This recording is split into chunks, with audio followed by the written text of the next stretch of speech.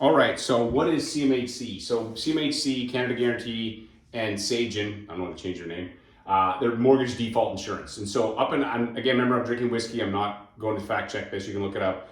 I think it was in the 70s when, prior to that, you couldn't even buy a house for less than 20% down or 25% down. And the government said, we need to make it more affordable for homeowners to be able to buy homes. Let's put in a program where we'll write a set of guidelines, and as long as you meet these guidelines, so they're pretty strict, credit, yada, yada, yada, then we will we'll charge a fee, we'll charge a percent, and then if that mortgage goes into default, the lender won't lose money. And remember, Canadian banks hate to lose money. That's the number one rule here.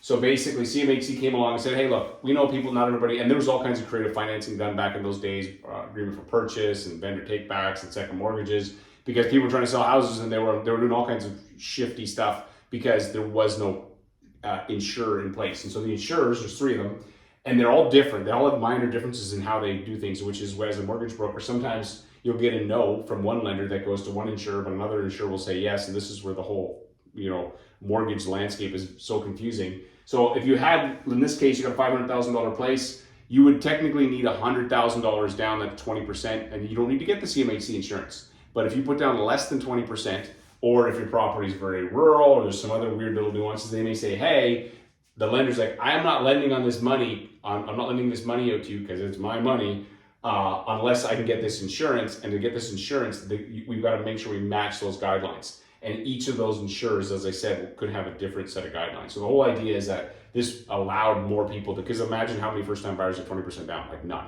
unless their parents are rich, and like super rich. So essentially that's how that works. And the way you think about it is and if like tomorrow a whole bunch of mortgages went into default, which is not going to happen, but if it did, these are insured mortgages, the banks won't lose, because what will happen is the insurance company will actually write checks to the banks to keep them whole. And that's why you don't bet against Canadian banks.